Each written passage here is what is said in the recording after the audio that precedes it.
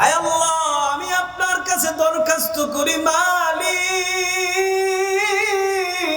যেই চোখ দিয়ে আমি আর আমার নবীকে দেখব না, ওই চোখ আমার আর দরকার নেই। আয় আল্লাহ, আমার চোখ আপনি নিয়ে নেন, অন্ধ বানায়া দেন। হে দুনিয়ার মানুষ, রাসূলকে কেমন মহব্বত করছেন সাহাবায়ে কেরাম। আজকে পৃথিবীর বিভিন্ন জায়গায়, বাংলাদেশের বিভিন্ন জায়গায়, পৃথিবীর আনাচে কানাচে আমার নবীকে নিয়ে কটূক্তি করা হয়, আমার নবীর সম্মান নষ্ট করা হয়। আর আমরা মুসলমান ঘরের মধ্যে বসে তাসবিহ জপি, কথা ঠিক না ব্যাঠি? এটা আমাদের জন্য শোভা পায় না।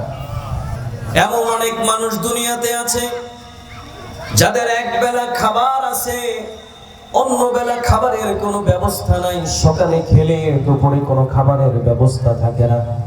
এরপরেও মহান রব্বে কারীমের দরবারে সর্ব অবস্থায় শুকর আদায় করে। আল্লাহর হাবিব বলেন, ওই বান্দাদের প্রতি আল্লাহ এত খুশি হন, এত খুশি হন, ওই বান্দাদেরকে আল্লাহর জান্নাতের প্রথম সারির মধ্যে জায়গা করে দিবেন। সুবহানাল্লাহ। প্রশংসা করলে আল্লাহ কেমন খুশি হন। আল্লাহর নবী হযরত মূসা আলাইহিস সালাতু ওয়াস সালাম আল্লাহর সঙ্গে কথা বলার জন্য তুর পাহাড়ের দিকে রওনা হলেন। তুর পাহাড়ের দিকে রওনা হয়ে হাঁটতেছেন। পথিমধ্যে তাকায় দেখলেন একটা গর্তের মধ্য থেকে অনেকগুলো হাঁস আল্লাহর নবী মূসা আলাইহিস সালাতু ওয়াস সালামের দিকে অবাক দৃষ্টিতে তাকিয়ে আছে। হাঁসগুলো কি যেন বলতে চায়। আল্লাহর নবী মূসা আলাইহিস সালাতু ওয়াস সালাম আল্লাহ রাব্বুল আলামিনের নিকট দোয়া করলেন, আল্লাহ, এই হাঁসগুলো কি যেন বলতে চায়। আয় আল্লাহ, আপনি হাঁসগুলোর জবান খুলে দেন। আল্লাহ রাব্বুল আলামিন মূসা আলাইহিস সালাতু ওয়াস সালামের দোয়া কবুল করলেন। হাঁসগুলোর জবান আল্লাহ খুলে দিলেন। সুবহানাল্লাহ। এবার হাঁসগুলো মূসা আলাইহিস সালামকে বলছে, ও নবী মূসা, আপনি কোথায় যাচ্ছেন? আল্লাহর নবী মূসা আলাইহিস সালাম ডাক দিয়ে বলতেছেন, আমি আল্লাহর সঙ্গে কথা বলার জন্য তুর পাহাড়ের দিকে রওনা হলাম। হাঁসগুলো ডাক দিয়া বলে, ও নবী মূসা, আপনি আল্লাহর সঙ্গে কথা বলার জন্য তুর পাহাড়ের দিকে রওনা হলেন, আমাদের একটা দরখাস্ত আছে, আল্লাহ রাব্বুল আলামিনের কাছে পেশ করা লাগবে। মূসা আলাইহিস সালাম হাঁসগুলোকে ডাক দিয়া বললেন, তোমাদের কি দরখাস্ত আমার কাছে বলো, আমি আল্লাহ রাব্বুল আলামিনের কাছে তোমাদের দরখাস্ত পেশ করব। বলে, তো বহুদিন যাবত দুনিয়ার মধ্যে বৃষ্টি হয় না, আমরা সাঁতার কাটতে পারি না।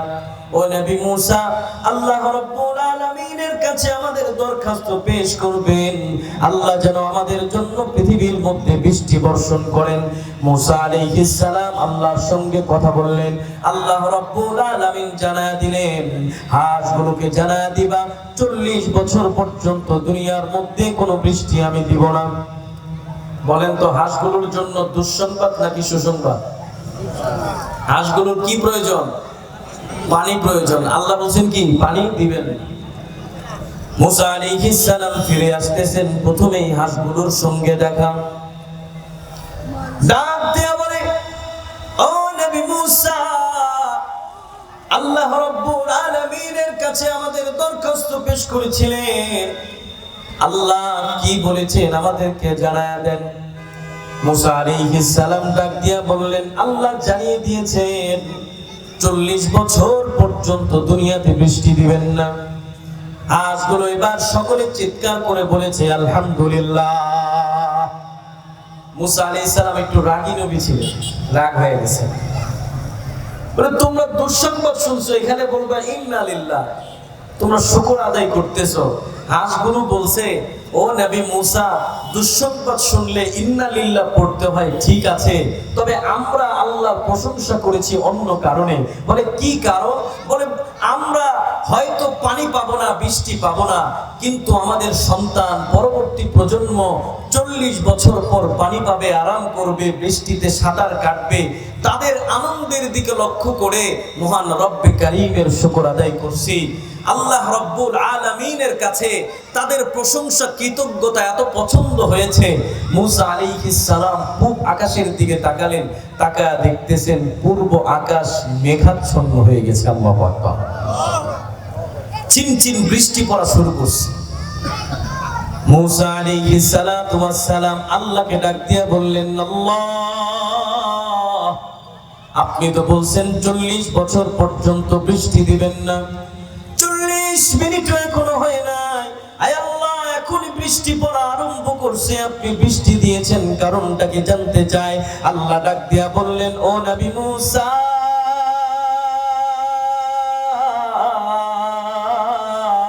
আমার হাঁসগুলো আমার প্রশংসা করছে, আমার কৃতজ্ঞতা আদায় করছে। ও নবী মূসা, আমি আল্লাহ রাব্বুল আলামিনের নিকট প্রশংসা, কৃতজ্ঞতা এত পছন্দ, এত পছন্দ, আমার হাঁসগুলোর 40 বছর পরের ফয়সালাকে আমি আল্লাহ 40 বছর আগে এনে তাদের প্রশংসার প্রতিদান দিয়ে দিলাম। সুবহানাল্লাহ। আমাদের আল্লাহ প্রতিদান দিতে পারে কি পারে না? এজন্য চিৎকার করে বলতে হবে আমাদের রবকে। একটু হাতগুলো উঁচু করে দিয়ে একটু জোরে জবান করে বলেন, আমাদের রবকে। আসমানের মালিক কে? জমিনের মালিক কে? আল্লাহ। আপনাদের সামনে একটি আয়াত তেলাওয়াত করেছি। আল্লাহ তাআলা বলেন, মানে আমিলা সলিহাম মিন যাকারিন আও উনসা ওয়া হুয়া মুমিন। মুমিন অবস্থায় যেই ব্যক্তি, পুরুষ হোক অথবা নারী হোক, যে ব্যক্তি নেক কাজ করবে, ভালো কাজ করবে, সৎ কাজ করবে, আল্লাহ বলেন আমি ওই ব্যক্তিকে 2টা পুরস্কার দিব। কয়টা পুরস্কার? একটু জবান খুলে বলেন, কয়টা? 2টা পুরস্কার। আল্লাহ রাব্বুল আলামিন ঘোষণা করলেন 1 নাম্বার পুরস্কার, আল্লাহ বলেন ফালানুহিয়ান্নাহু হায়াতান তাইয়্যিবা। আল্লাহ বলেন আমার যে বান্দা, আমার যে বান্দি গুনাহ থেকে বেঁচে থাকবে, চোখের গুনাহ থেকে চোখকে বিরত রাখবে, হাতের গুনাহ থেকে হাতকে বিরত রাখবে, পায়ের গুনাহ থেকে পাকে বিরত রাখবে, অন্তরের গুনাহ থেকে অন্তরকে বিরত রাখবে, সমস্ত গুনাহ থেকে যেই বান্দা নিজেকে বিরত রাখবে, দুনিয়ার মধ্যে সৎ কাজ করবে, ইসলামের বিধান মোতাবেক জিন্দেগিটাকে গঠন করবে, রাসূলের সুন্নাত মোতাবেক জিন্দেগিটাকে গঠন করবে, আল্লাহ বলেন আমি আমার ওই বান্দাদেরকে, আমি আমার ওই বান্দীদেরকে, আমি আল্লাহ রাব্বুল আলামিন ফালানুহিয়ান্নাহু হায়াতান তাইয়্যিবা, আমি আল্লাহ তাদেরকে উত্তম জীবন আমি আল্লাহ তাদেরকে দান করব। সুবহানাল্লাহ। 2 নাম্বার পুরস্কার, আল্লাহ ডাক দিয়া বলেন যারা সৎ কাজ করবে, নেক কাজ করবে, গুনাহ থেকে বিরত থাকবে, আল্লাহ বলেন ফালানাজজিয়ান্নাহুম, আল্লাহ বলেন আজরাহুম বিআহসানি মা কানু ইয়ামালুন। আল্লাহ বলেন আমি আল্লাহ ওই বান্দারা যারা দুনিয়ার মধ্যে নেক কাজ করছে, ভালো কাজ করছে, সৎ কাজ করছে, গুনাহের কাজ করে নাই, আল্লাহ বলেন আমি ওই বান্দাদেরকে দুনিয়ার মধ্যে যে ভালো কাজ করছে, ওই ভালো কাজের বিনিময়ে তার চাইতেও আরো উত্তম প্রতিদান, তার চাইতেও আরো উত্তম প্রতিদান আমি আল্লাহ তাদেরকে দান করব। সুবহানাল্লাহ। মুফাসসিরিন কিরাম কিতাবের মধ্যে উল্লেখ করেন আল্লাহ রাব্বুল আলামিন এখানে উত্তম প্রতিদান, এর চাইতে উত্তম প্রতিদান দ্বারা আল্লাহ কি বুঝিয়েছেন? মুফাসসিরিন কিরাম কিতাবের মধ্যে উল্লেখ করেন উত্তম প্রতিদান দ্বারা আল্লাহ রাব্বুল আলামিন ফাইনাল পুরস্কার আল্লাহ তাআলা ওই বান্দাদেরকে জান্নাতের মেহমান বানায় দিবেন। সুবহানাল্লাহ। একটু জবাব দেন, জান্নাতে যেতে চাই কি চাই না? কারা কারা রাজি আছেন 2 হাত তুলে দেখা দেন, একটু জবান খুলে বলেন আল্লাহু আকবার। যুবকরা কোথায় আছো? যুবক যারা আপনাদের আওয়াজ শুনতে চায়, আল্লাহর নামের তাকবীর দিয়ে আজকের এই জামিয়া কোরআনিয়া, আজকের এই মাহফিল প্রাঙ্গণটাকে আল্লাহর নামের তাকবীরে প্রকম্পিত করতে হবে। একটু জবান খুলে বলেন আল্লাহু আকবার, আল্লাহু আকবার। আজকের মাহফিল সফল হোক, সফল হোক আজকের মাহফিল। মুজাদ্দিদুল মিল্লাত হাকিমুল উম্মাত আশরাফ আলী থানভী রাহমাতুল্লাহি আলাইহি কিতাবের মধ্যে উল্লেখ করেন, তুমি কি কাজ করবা? প্রত্যেকটা মুসলমানের জন্য তিনটা কাজ করা জরুরি। কয়টা কাজ? প্রত্যেকটা মানুষের জন্য, প্রত্যেকটা মুসলমানের জন্য তিনটা কাজ করা জরুরি। এক নাম্বার, তার আগেই সিদ্ধান্ত নিতে হবে সে আসলে জান্নাতে যাবে নাকি জাহান্নামে যাবে। আগেই সিদ্ধান্ত নেওয়া লাগবে, আগেই নিয়ত করতে হবে। জোরে বলেন কথা ঠিক না ঠিক? জান্নাতে যাব না জাহান্নামে যাব, আগেই নিয়ত করতে হবে। একটু হাতগুলো আরেকবার উঁচু করে বলেন, আমরা আল্লাহর জান্নাতে যেতে চাই। আল্লাহ কবুল করে বলেন না আমি। যারা ঘোরাফেরা করছেন চলে আসেন, বেহেশতের বাগানে চলে আসেন, সামনে আগায় বসেন, সবাই জমে জমে বসেন। আশরাফ আলী থানভী রাহমাতুল্লাহি আলাইহি কিতাবের মধ্যে উল্লেখ করলেন, আল্লাহর জান্নাতে যারা যেতে চায় নিয়ত করেছে, ওই বান্দার কাজ হলো, দ্বিতীয় নাম্বার কাজ হলো জান্নাতে যাওয়ার জন্য যেই কাজ করা দরকার সেই কাজ করতে হবে। কথা ঠিক না ব্যাঠিক? একজনে নিয়ত করছে ব্যবসা করবে। কি নিয়ত করছে? ব্যবসা করবে। এবার ব্যবসার নিয়ত করে ব্যবসার অন্যান্য প্রস্তুতি না গুছিয়ে সে মাঠে যায় ফুটবল খেলতেছে। বলেন তো তার ব্যবসা করা হবে? একজন নিয়ত করছে যাবে চট্টগ্রাম, চট্টগ্রামের গাড়িতে না উঠে প্রস্তুতি না নিয়ে মাঠে যায় ফুটবল খেলতেছে, চট্টগ্রাম যাওয়া হবে? নিয়ত করছি জান্নাতে যাব, তাহলে জান্নাতের কাজ যদি না করি জান্নাত পাওয়া যাবে? তাহলে আপনার আমার কি করতে হবে? জান্নাতের কাজ করতে হবে।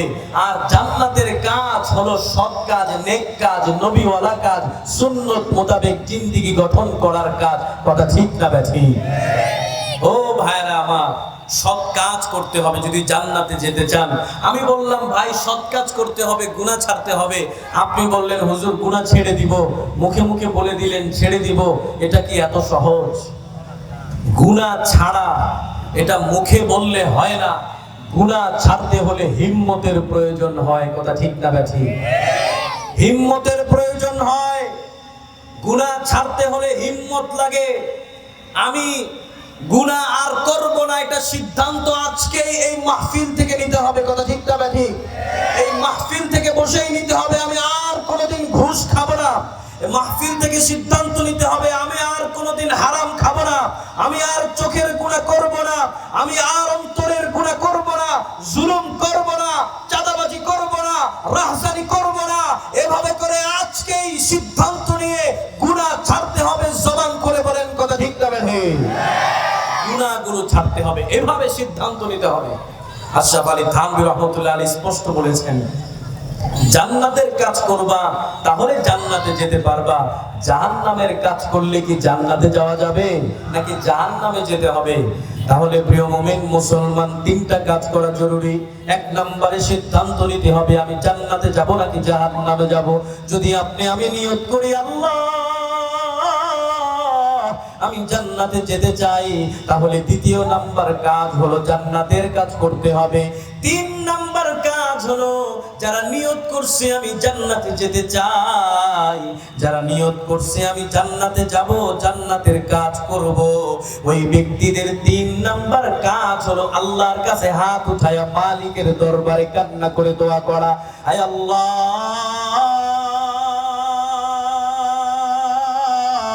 আমি জান্নাতে যেতে চাই, মালিক আমাকে আল্লাহ জান্নাতের মেহমান বানায়া দেন। এইভাবে করে শেষ রাত্রিতে যায় নামাজ বিছায়া নামাজ পড়ে পড়ে চোখের পানিগুলো ছেড়ে ছেড়ে আল্লাহর দরবারে দোয়া করতে হবে। জোরে বলেন কথা ঠিক না ঠিক? যখন এইভাবে করে দোয়া করবেন, জান্নাতের মালিক যিনি বানায়া দিবেন তিনি কে? এজন্য সৎ কাজ বেশি বেশি করা লাগবে। এই দুনিয়ার মানুষ মনোযোগ সহকারে শুনতে হবে। আল্লাহর নবীর সাহাবা হযরতে আবু যর গিফারি রাদিয়াল্লাহু তাআলা আনহু তিনি বলতেছেন, আল্লাহর নবী আমাকে 7টা বিষয় আদেশ করছেন। কয়টা বিষয়? আল্লাহর নবী আমাকে 7টা বিষয় আদেশ করছেন। 1 নম্বরে আবু যর বলতেছেন, আমারনি বিহুব্বিল মাসাকিন ওয়াদ-দুনুবি মিনহুম। আল্লাহর নবী আমাকে আদেশ করছেন, আবু যর, সমাজের মধ্যে যারা দরিদ্র, যারা গরিব মানুষ, এদেরকে মহাব্বত করবা, এদেরকে ভালোবাসবা, এদের কাছে যাবা, এদের খোঁজ খবর নিবা, এদেরকে তাড়া দিবা না। একটু জোরে বলেন কথা ঠিক না ঠিক? সমাজের মধ্যে যারা গরিব, যারা দরিদ্র, যারা গরিব, দিন আনে দিন খায়, এক বেলা খাবার পেলে অন্য বেলা খাবারের ব্যবস্থা থাকে না, ওই মানুষগুলোকে তাড়ায়া দেওয়া যাবে না, আদর করতে হবে, মহাব্বত করতে হবে। আজকে তো সমাজের চিত্র ভিন্ন, সমাজের চিত্র ভিন্ন। জানি না আর কোনোদিন আপনাদের এখানে আসি কিনা, জানি না। আল্লাহ যদি আনেন আনবো, তবে বলে যায়, আজকে বলার কথা সুযোগ আছে, বলে যাই। কি বলেন? শুনতে রাজি আছেন তো?